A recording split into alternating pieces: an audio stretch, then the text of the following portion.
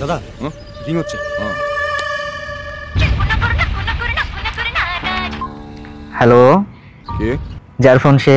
এটা 9332126068 হবে হয়তো, আমার জানা নেই। বলছেন আপনার ফোন আর নিজের নম্বর জানেন না? না না, কেনা নয় তো, ঝাড়া। ওটা আমার ফোন, পকেট থেকে পড়ে গেছে। হ্যাঁ, আপনি রেডিও এফএম থেকে বলছেন তো? আমাকে মুর্গা বানাচ্ছেন?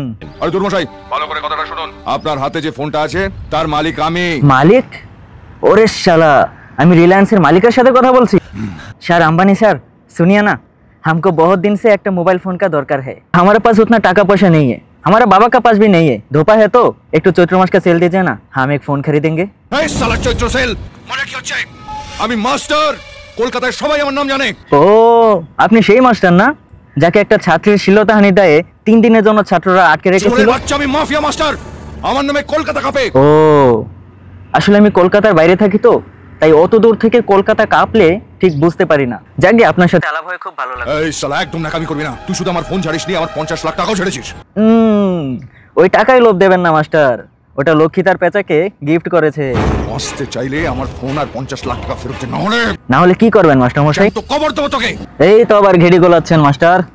আমি নিজে থেকে আপনাকে ফোন না দিলে আপনি আমার কিচ্ছু করতে পারবেন না। আমার ফোন আর টাকা ফেরত দে, আমি তোকে ক্ষমা করে দেবো। আহা, আপনার মতো মানুষ হয় না, দয়ার শরীর আপনার। আপনি একটা কাজ করুন না, এত দূরে যাওয়ার কি আছে, এখানে নেটওয়ার্কও ভালো আছে, আপনি ফোনেই ক্ষমা করে দিন। এখনো আমি তোর সঙ্গে ভালোভাবে কথা বলছি, তুই চিনিস না আমি কে। আমি আপনাকে চিনি, কিন্তু আপনি আমাকে চেনেন না মাস্টার মশাই। মজাটা তো ওখানেই, সিনটা ওইভাবেই লেখা হয়েছে। পুরুষ হলে আমার সামনে এসে কথা বল হারামজাদা। খুব মজা না? আমি গ্যাস খেয়ে আপনার কাছে যাব আর আপনি আমাকে ধরে খেলাবেন?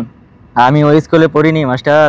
তার চেয়ে আপনি একটা কাজ করুন, আমাকে খুঁজে বের করে ফোনটা নিয়ে যান। এই, এই, ঠিক আছে, তুই যেই হোস আমার ফোনটা দে। তুই যা বলবি মাস্টার তাই করবে। কি বলছেন মাস্টার? ছাত্র যা বলবে আপনি সেটাই করবেন? হ্যাঁ, তাই করবো। তাহলে শুনুন, কাল বেলা 12টায় 12টার সময় বিধানসভার সামনে। বিধানসভার সামনে তো হাইকোর্ট। হ্যাঁ, মানে ওই হাইকোর্ট আর বিধানসভার মাঝখানে কি যেন আছে? Public road. হ্যাঁ, পাবলিক রোড। বেলা 12টায় ওই পাবলিক রোডে গিয়ে আপনি যদি পুরুষ মানুষ হন তাহলে জামা প্যান্ট খুলে ওখানে বসে থাকবেন, আমি আপনাকে ফোনটা দিয়ে দেবো। বিল্লাহ। দাদা বলছি কোনো চিন্তা নেই, আমি কাস্টমার কেয়ারে ফোন করে নাম্বারটা ডিসকানেক্ট করে দিচ্ছি, ঠিক আছে? কোনো চিন্তা নেই। তুই যদি আমার ভাই না হতিস কবে তোকে মেরে ফেলতাম। নাম্বারটা ডিসকানেক্ট করে দিলে হাতে হ্যারিকেন আর পেছনে বাঁশ নিয়ে ওকে খুঁজতে হবে। তুই খুঁজবি? খুঁজে আন।